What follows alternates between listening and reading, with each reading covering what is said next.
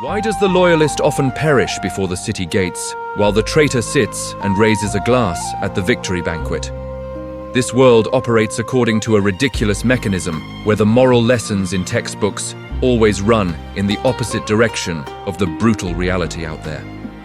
People teach each other to be steadfast, to live and die by their choices, and to keep their vows to the past, yet they forget that nature does not award prizes for blind persistence. It only grants life to those who know how to adapt. Look at the beasts in the jungle. Any creature that insists on clinging to a single burrow when the floods rush in faces only the path to death. It is those who know how to leave everything behind and flee to higher ground who continue the lineage. Human society is no different. It is merely a jungle glazed with civilization, where emotional strings are woven not to connect hearts in love, but to bind feet that wish to step out of their comfort zones. Look closely into the eyes of fallen monuments. That is the gaze of those who allowed emotion to invade reason, letting nostalgia for the past blur their vision of the future. Emotion, in its essence, is the most heavily polluting resource in the decision-making process. It is like pouring sugar into a gas tank. It sounds sweet at first, but in reality, it completely destroys the engine. In the life and death gambles of cash flow, fear, greed, pride, or worst of all, love for legacies, are all 1,000-pound weights dragging one to the bottom of the abyss. The human brain is programmed to seek comfort, to cling to the familiar, and to feel pain when having to cut away a piece of one's own flesh or assets. This is a biological systemic error, a sweet trap that keeps the masses always one step behind the true sharks. When the market turns red with fire, the panicked crowds do not dare to cut their losses out of regret. They hope for a miracle, they pray for a recovery, and they let the emotion of hope kill their accounts. In contrast, the coldest heads do not know the word hope. There is only data and trends. If the ship is sinking, the first priority is not to bail water to save the captain's honor, but to jump into the lifeboat regardless of the curses from those left behind.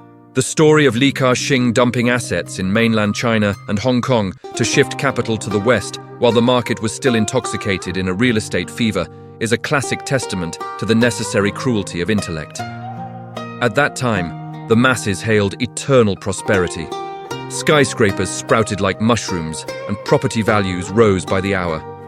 Everyone thought the party would never end. Everyone wanted to hold tight to every inch of golden land. But amidst the thumping music of greed and national pride, there was one man who quietly cleared his table, stood up, and walked away. That action was not just an economic decision. It was a slap in the face to those dreaming in the aura of illusion. People began to criticize, calling it squeezing the lemon and discarding the peel, a betrayal of the place that built his fortune, or an ungrateful man turning his back on his homeland. The heaviest moral indictments were hurled like stones, but stones cannot hurt the figures in a bank account. A keen observer will see that concepts like homeland or legacy in the dictionary of the tycoon class do not carry the romantic colors found in poetry. To them, land is a factor of production. A building is an investment portfolio, and the market is a chessboard. No chess piece is sacrosanct. No land is an eternal sanctuary. When marginal returns begin to diminish, when political and economic risks start to smolder on the horizon where the naked eye cannot yet see, severing all ties becomes a command for survival. Holding on to a declining asset out of sentiment or faith is an act of suicide. Ka-shing did not let the noise of public opinion interfere with his radar. He understood that in business there is no room for blind loyalty to a geographical location or an obsolete economic model. Money has no fatherland. It only flows to where it is safest and most profitable. This is the physical law of cash flow, and fighting that law with beautiful moral words is like throwing eggs against a stone. The cruelty here does not lie in abandonment, but in the ability to annihilate the ego. Humans often identify themselves with what they possess. They say, "This is the company I built. This is the land my ancestors left me," or "This is my brainchild." It is precisely those possessive pronouns that turn assets into burdens, turning the master into a slave to his own creations. When a billionaire sells his brainchild without hesitation, it is not heartlessness, it is liberation. They separate the self from the material. They view everything through the lens of liquidity and opportunity cost. If keeping a legacy means burying the future in a bottomless pit, then that legacy must be liquidated immediately. The masses often celebrate those who live and die with their craft or stick it out to the end. But financial history only records the names of those who knew how to retreat at the right time. These are the ones who sold at the peak while others were greedily buying, and bought at the bottom while others were despairingly selling. This phase shift is the gap through which wealth migrates from the pockets of the emotionally rich to the pockets of the rationally rich.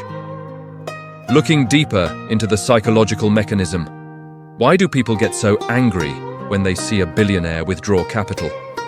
It is a reflection of the fear of abandonment. The masses need a symbol to believe in, a giant to take the brunt of the storm so they can feel safe sheltering in his shadow. When that giant leaves, the velvet curtain is torn away, revealing the nakedness and risk that the masses must bear alone. That anger is, in truth, the cry of children when their parents depart. But in the world of big money, no one is obligated to be anyone's babysitter. Every decision is paid for with hard cash, and no one has the leisure to shoulder risk for others just for the sake of empty social responsibility. When the Titanic hit the iceberg, those in first class had been on the lifeboats long ago. It was not because they were evil, but because they had information, they had vision, and most importantly, they did not let the emotion of regretting a fun party hold them back on a tilting deck. This lesson in cold-bloodedness is not just for the billionaire class. It exists in every corner of daily life where wrong decisions often stem from a refusal to let go.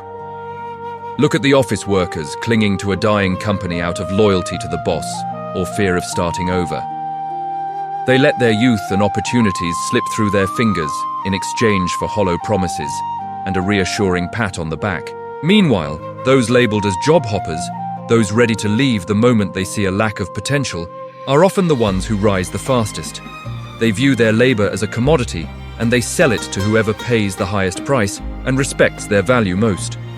There is no room for misplaced courtesy or misplaced loyalty. Loyalty to oneself and one's core interests is the ultimate loyalty.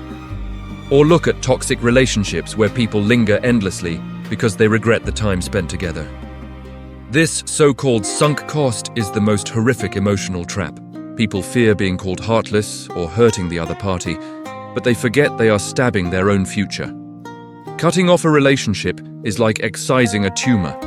Pain is unavoidable, bleeding is inevitable, but it is the price to be paid so the body can survive and recover. Hesitation and misplaced mercy are the poisons that kill all chances of rebirth.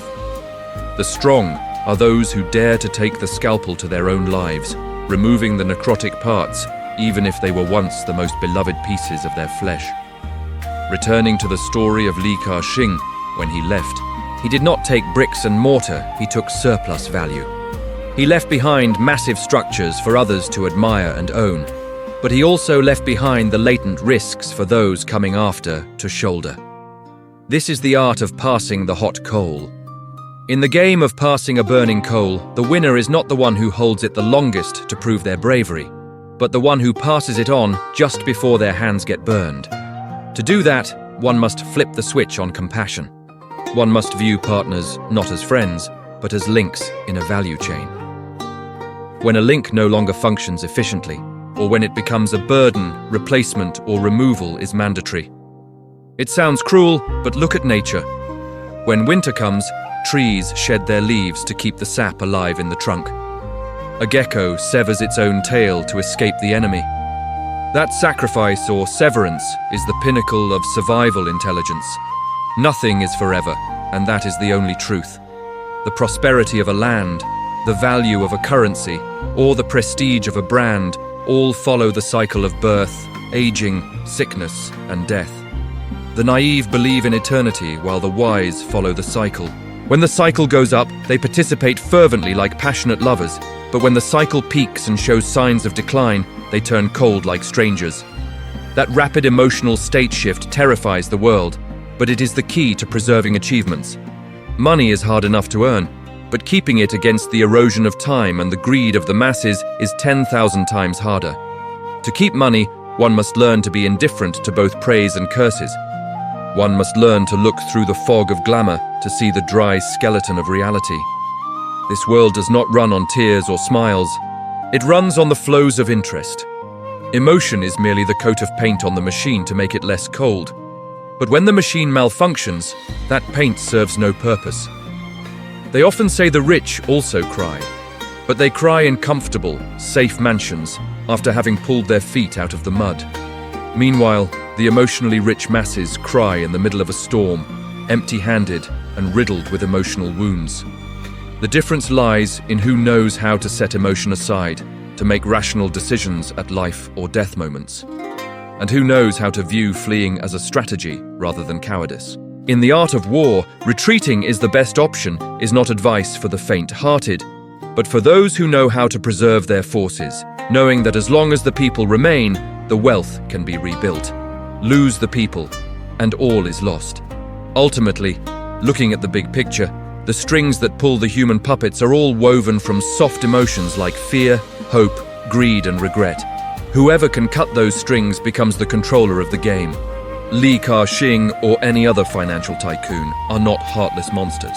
They are simply people who have cultivated themselves to a realm where emotion is not allowed a seat at the negotiating table. They understand that to love their families and protect their clans, they must be ruthless with outsiders, and sometimes ruthless with their own brainchildren. Selling a company to save a conglomerate, leaving a market to save a legacy, that is the price of the crown. A price that the noisy crowd out there, with their hot hearts and equally hot heads, will never understand. They will forever be the ones left behind to clean up the aftermath, while the cold-blooded one is already sipping wine on a new horizon, quietly observing and waiting for a new cycle to begin the hunt once again.